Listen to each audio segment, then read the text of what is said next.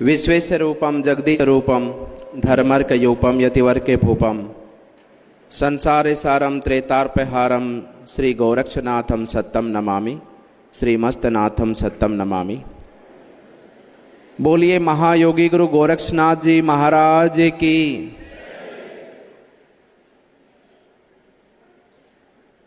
बोलिए श्री श्री बाल गंगाधर नाथ जी महाराज की। आज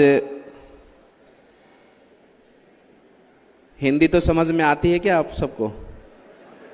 आती है?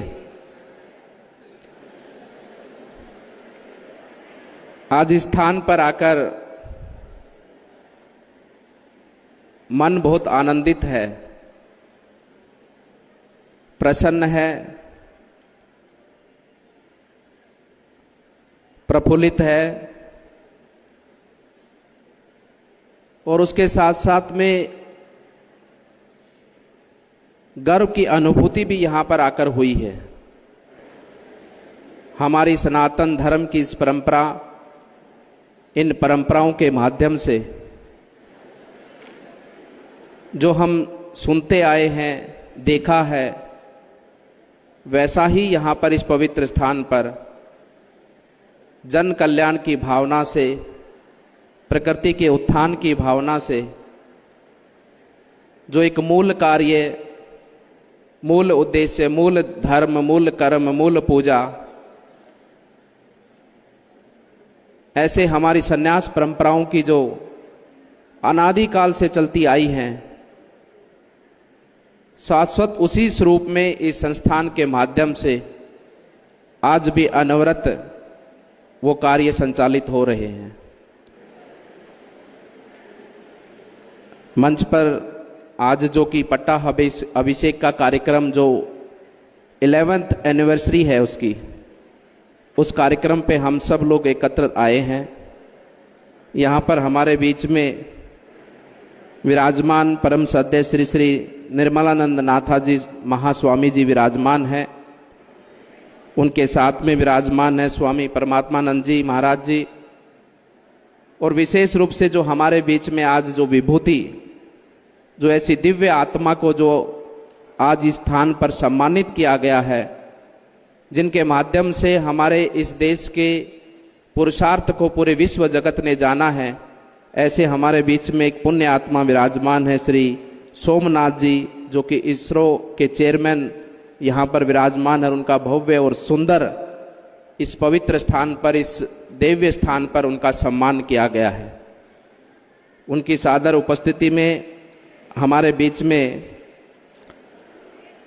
चालू वर्या जी स्वामी, जो कि एग्रीकल्चर मिनिस्टर हैं, एमबी पटेल जी भी मिनिस्टर कर्नाटक गवर्नमेंट के उपस्थित हैं। और अभी आपके बीच में जो उद्बोधन लेकर मेरे से पूर्व में यहाँ से मंच पर विराजमान है CN अस्थाना नारायण जी, जो कि फॉर्मल हमारे स्टेट के डिप्टी चीफ मिनिस्टर थे, और गुरुराज कर्मयोगी जी, जो कि उससे पूर्व में यहाँ पर हम सबको संबोधित करके गए हैं। उपस्थित मंच पर सभी गणमान्य अतिथिगण, सभी संत विभूतियाँ विराजमान हैं। सामने हमारे शिक्षण संस्थान से जुड़े सभी छात्र छात्राएं हैं, उन्हीं के साथ में हमारे अध्यापक अध्यापिकाएं भी हैं और समस्त भक्तजन। यही मूल धर्म होता है, यही मूल कर्म होता है एक मंदिर का, एक मठ का, एक संन्यास जीवन का, जो यहाँ पर हम सबको देखने को मिलता है। मैं सबसे पहले तो धन्यवाद करूँगा महाराज जी का, निर्मलानंद नाथ जी महाराज का, जो आपके माध्यम से मुझे यहाँ पर इस पवित्र स्थान पर, इस पवित्र भूमि का दर्शन करने का सौभाग्य मिला है। और जैसा कि मैंने पूर्व में कहा कि हमें गर्व की अनुभूति होती है हमारी इन परंपराओं पर, और विशेष रूप से हमारे नाथ संप्रदाय पर, जो कोई मैं नाथ संप्रदाय का साधु हूँ, वहाँ पर मुझे गुरु दीक्षा मिली है।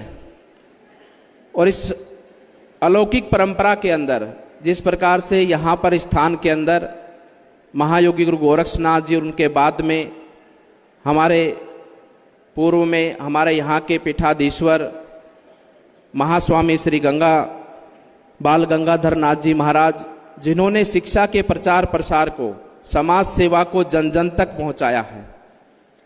और यही मूल धर्म होता है, यही मूल कर्म होता है एक पवित्र स्थान का। हमारी परंपराओं में पूर्व की भांति, पूर्व के अंदर भी इसी प्रकार से मंदिरों में केवल पूज्य स्थानों पे, देवी देवताओं के स्थानों पर केवल पूजा पद्धति ही केवल मात्र ध्येय नहीं होता है।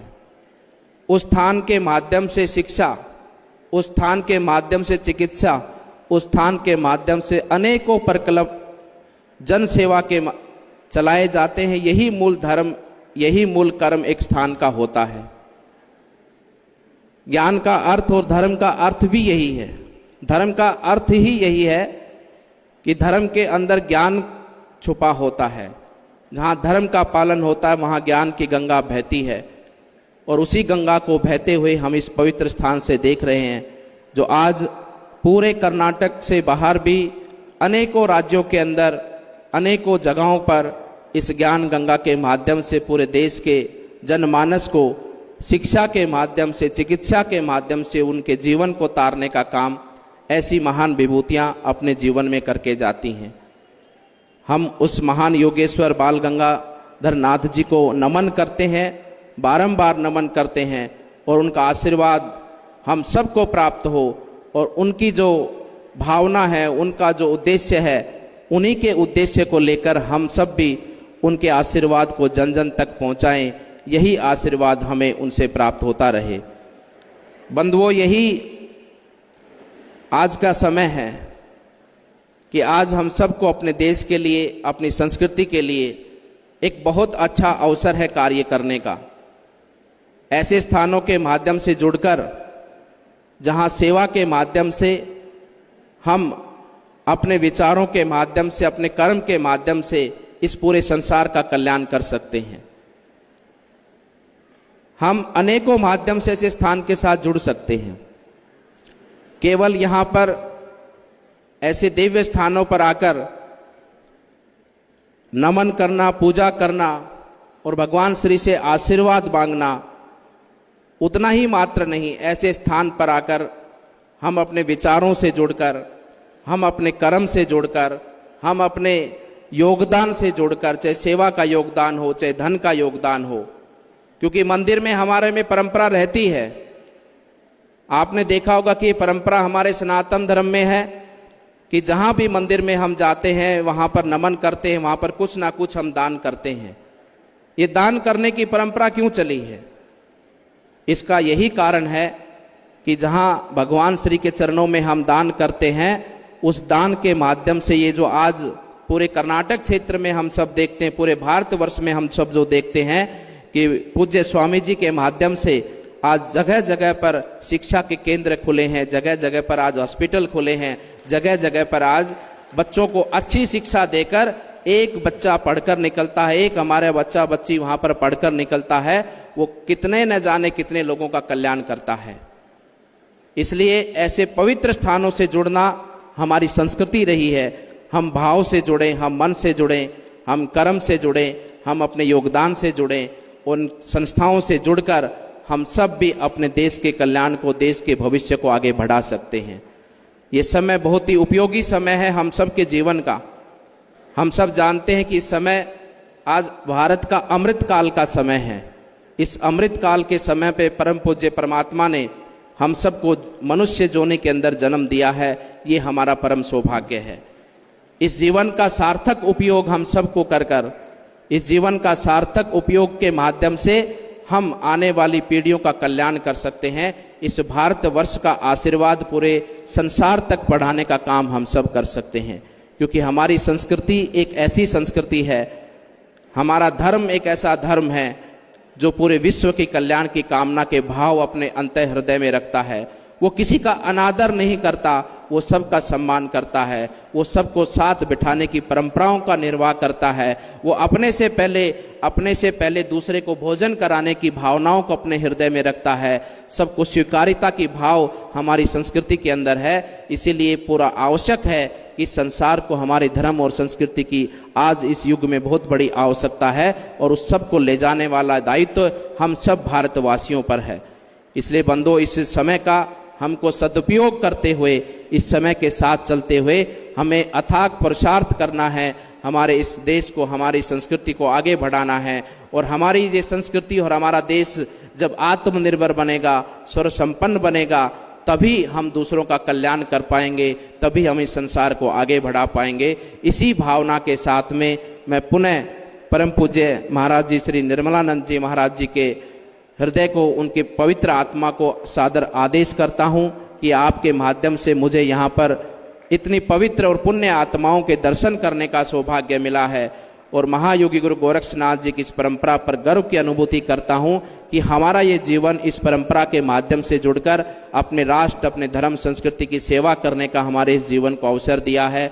आपका स्नेह, आपका प्यार, आपका आशीर्वाद हम सब पर इसी स्वरूप में बना रहे और हमारा भी जीवन इस सेवा का सफल हो, ऐसी कामना, ऐसा पवित्र आशीर्वाद मैं आप सबकी अंतरात्मा से निवेदन करता हूं कि हमें प्राप्त होता रहे। आप सबका मंगल, आप सबका अभिनंदन। बोलिए भारत माता की जय।